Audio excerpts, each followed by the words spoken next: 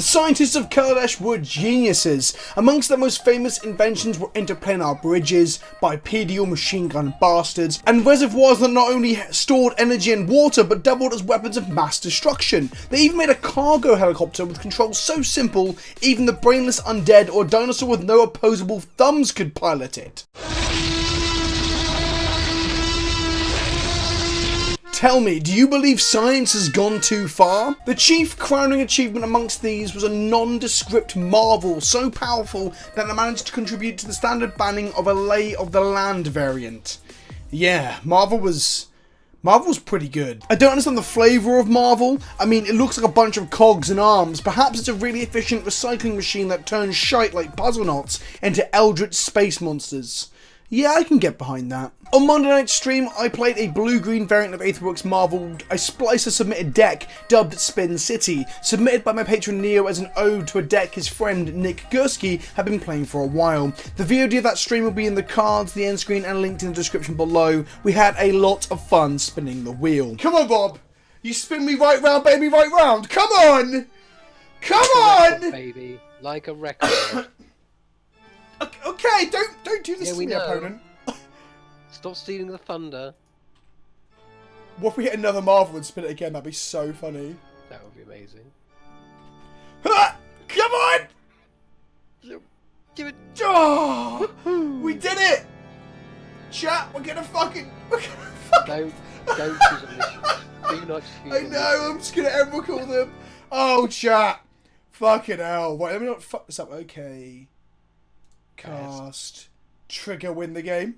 True. Oh boy! Fuck you, Dredge. Woohoo! Easy game, says Panzer.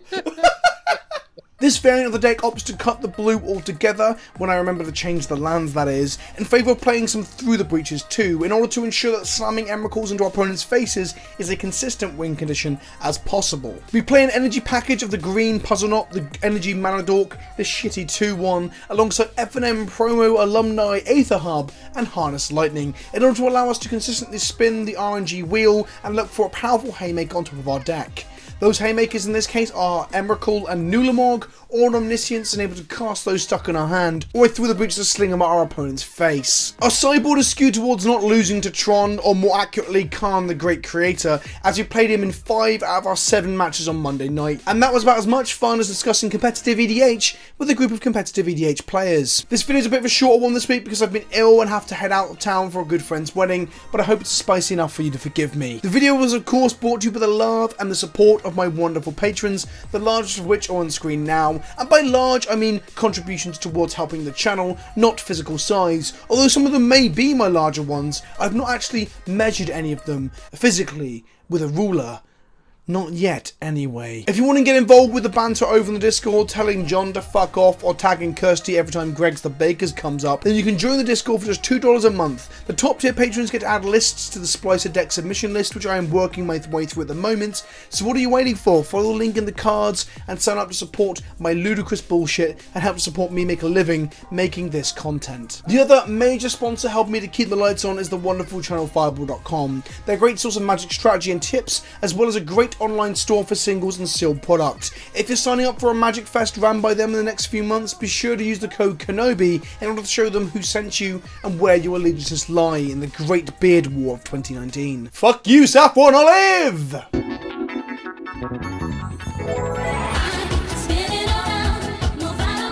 Our opponent leads with a mountain into Suspended Rift Bolt. I've always felt that a Suspended Rift Bolt feels like a weaker opener from Burn. It's not a recurring source of damage and it isn't going to buff your Swift Spear when you play it, so this feels like a weak opening hand or missequencing. On the topic of mistakes, suddenly I realised that I left blue lands in my red-green deck that was originally going to be a rug coloured deck for this video. Fuck.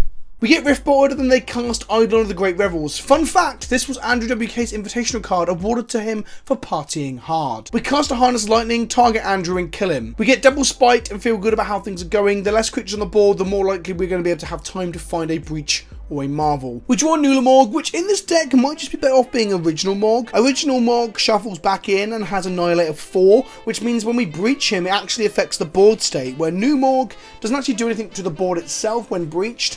So it's pretty bad at being through the breach, if I'm honest, especially when you're behind. Sometimes in absence of actual removal or interaction, you just have to trigger Annihilator 4 or Annihilator 6. I guess. We play a Woodmaker's Puzzle Knot, which sounds like a euphemism for a carpenter's arsehole. They suspend a Rift Bolt and pass back with 2 mana up. Then we draw a Marvel because, as my estranged uncle who likes to show off his Woodmaker's Puzzle Knot at family gatherings will tell you, it's better to be lucky than good. We land the Marvel and we spin that wheel.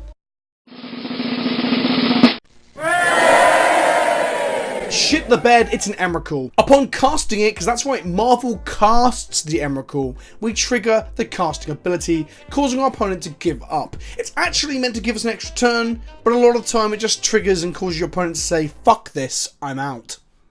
Got him. I realised very quickly that our sideboard doesn't have much to do with aggressive decks, no life gain and no sweepers. This might be a mistake and something we need to rectify. We mulligan to 6 and promptly get run the fuck over by a draw of Rift Bolt into light up the stage, hitting the much needed 2nd and 3rd land drops, into Bolt our 2-drop mana producer, which is rude, into Swift Spear, and Eidolon.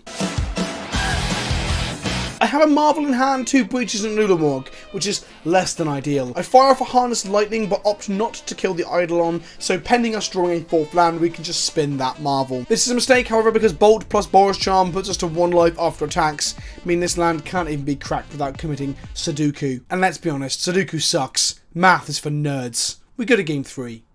And before some of you comment, I know that it's actually Seppuku, not Sudoku. I'm just fucking around. It's called... It's just banter. Math banter. Attune, Stirrings, Servant and Breach is pretty good. If this Stirrings doesn't dig us up a Marvel, it can at least find us a big old fatty to fire at our opponent's face through the breach. Ooh, that's a bingo. Fun fact, Attune with Aether was banned in Standard. They said that it limited the design space for future basic lands due to its ability to go and fetch them out of the library. Although having a 4-mana Planeswalker that shoots for lock pieces and silver bullets out of your sideboard would not limit the design space of said lock pieces and or silver bullets, of course.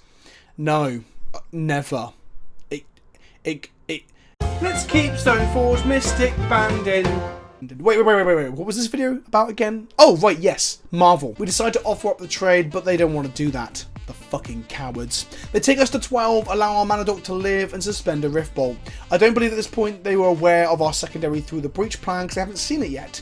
We initiate the Through the Breach plan of putting an Annihilator 6 15/15 into play with haste, and swinging at our opponent, who only has 5 permanents and 13 life. Like, I'm not a mathematician, but I think that means they're fucked. They pause for a moment thinking before conceding. Ding Dong Recall returns, boys and girls. Proudly built in Portland, Oregon, for when the doorbell just isn't an option. This is the Ding Dong Breaching Tool. GGDD Recall. Yeah. And now an interlude. Did you know the Gogothian Silex wasn't in fact an ancient bowl, but is actually Teferi's fossilized anus brought back from the future by a time-traveling Ugin on a 3-day crack bender? Are we sure that's true? Did you know Ugin isn't actually a spirit dragon, but instead the 2 entwined sphincters of 2 ancient primordials given life by the powers of the blind eternities? Are we sure that's that? Has anyone fact checked this? Did you know Liliana's age has led her to have an increasingly hostile bout of magical fungal infection? I'd like to unsubscribe to Law Facts. Did you know? I'd like to unsubscribe to Law Facts. Did you know? Unsubscribe to Law Facts. Did you know? No. Unsubscribe to Law Facts. I fixed my mana base by not playing unnecessary blue lands and going to another game with this deck. This is our hand, so turn 1 Stirrings finds us a land and we play a mana dock on turn 2.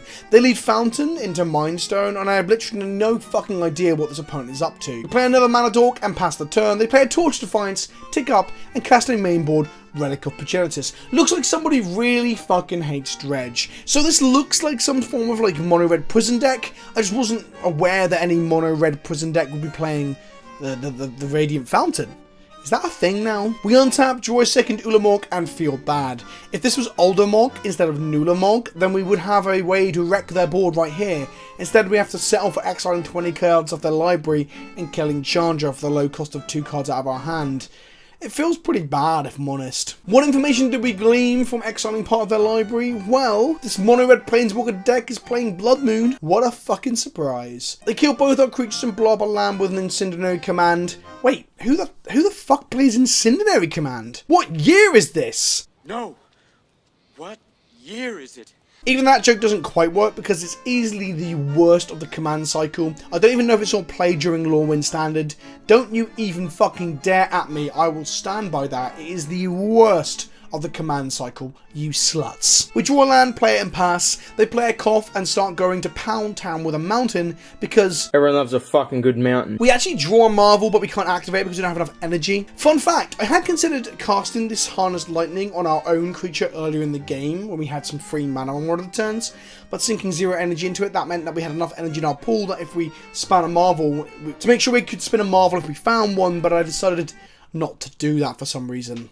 Fuck! Our opponent resolves a Wormcoil Engine and slaps us to 10 life. We draw one of the most powerful cards ever printed into Standard. So good it was banned. Lay of the Land, but with a random parasitic mechanic stapled onto it. That's good design, folks. Also, before we move on, the original art for Lay of the Land from Apocalypse, look at how fucking serious this Minotaur is. He's like super serious business Minotaur. Here to strike a fucking deal about a motorway bypass being built around his sleepy town in the heart of Bedfordshire. I'm surprised this cunt ain't wearing a suit and tie. Well, old fellow, I'll have you know my ancestors have been land-owning gentry on these lands for years. Hunting foxes, pissing on the poor, you know, all that good stuff. Eat the rich, Minotaurs.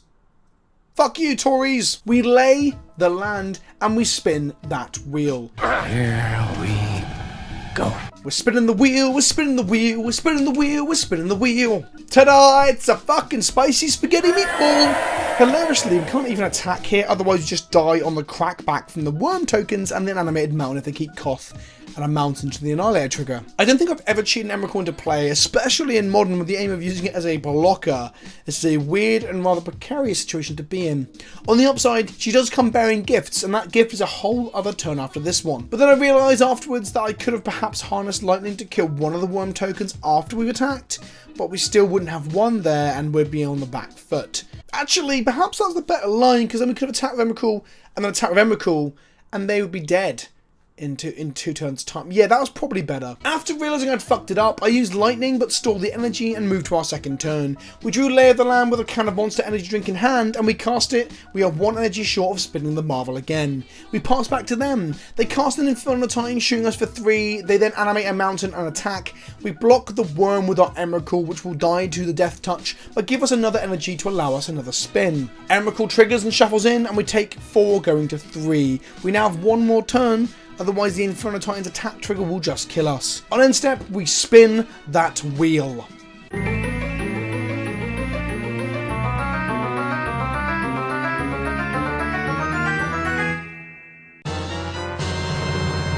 We can take the Omniscience in order to cast the Ulamog, or we can take the Knot in order to spin the wheel again. Place your bets now. What line would you have took here? I decided that casting the Ulamog and exiling 2 permanents is the best way to get close to not dying, although doing this leaves us still dead on boards. That probably wasn't correct. We go to draw step and we draw another itchy arsehole. I mean, Woodweaver's Puzzle Knot, because we are better to be lucky than we are to be good. We cast it for free, crack it, and then spin that wheel. And we get... drum roll, please!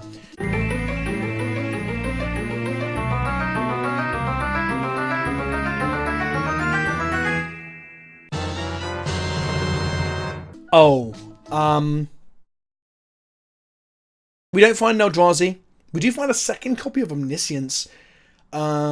Shit. We cast Ancient Stones to dig 5 deeper and we find, drum roll, another Puzzle Knot. Not an Emrakul or another Nulamog. Okay, this ain't great, I'll admit. Marvel taps to spin, so we can't spin again this turn. However, the Knot does give us more life, so we don't just die to their board state.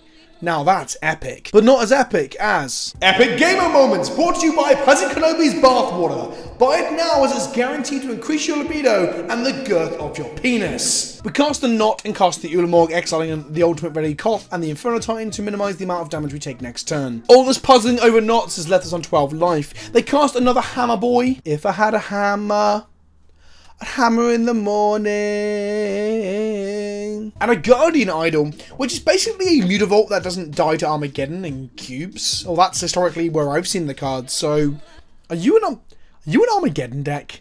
They don't swing as Ulamog is indestructible. We crack our knot, spin the wheel 1 more time and find... It's an Emrakul!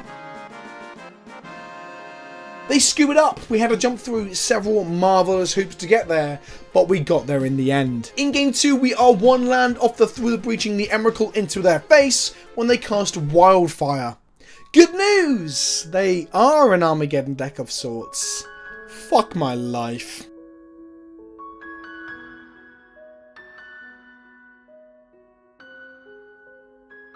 We never recover from that, as they start to turn our lands into creatures with Koth, which I didn't know he could actually do that, and start to Chandra -3 to kill each one, so we never make it to 4 mana. Oh, and they're slapping us with a worm coil while doing this. That you could call this a lock, or I prefer the term absolutely fucking dicked. Although we did have like 15 energy in our pool as we died, so yeah, that's kind of like a moral victory, I guess. Okay, it's time for game 3. Forgive me, Master.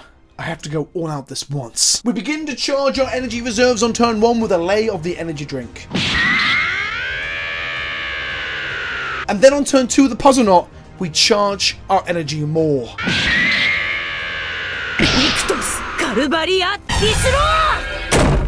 We attune now, we are online. On turn 4 we untap, we play a land and we slam that marvel. Nothing personal, kid.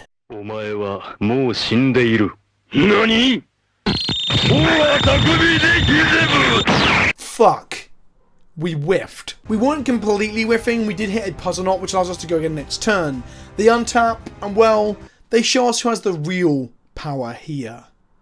All around me are familiar faces, worn out faces, worn out faces. We lose all 3 knots and a marvel to a shattering spree. We got fucking wrecked. We could breach an Inferno Titan in order to kill the Koth and slap our opponent for 7, but we're only 1 mana off casting the Titan anyway, so I consider waiting. But I'm scared of Wildfire blowing up all our lands again, so we look to reduce their board by firing a Titan at them from within the breach. We use the ETB of 3 damage to shoot the Koth, and then when we attack, we trigger and do 2 points to Koth and 1 to face. The Titan hits face is 7 damage overall. They slam a Wormcoil Engine, the unofficial 6th Titan. We untap and draw our 2nd Inferno Titan again while stuck on 5 lands. This is the saddest timeline, my friends. We are so far behind, we wait for 2 whole turns before we hit our 6th mana, at which point the Titan is too late. Even trading with the Wormcoil to buy us time to draw another marvel is just too slow. We never draw the Emrakul for the breach in our hand, and we never see another marvel to dig for in Eldrazi. GG Worm E. I hope you enjoyed the games of Red Green Spin City. Make sure you drop the video a like, share it with your friends that used to play Marvel in Standard so they can have flashbacks to getting their deck banned.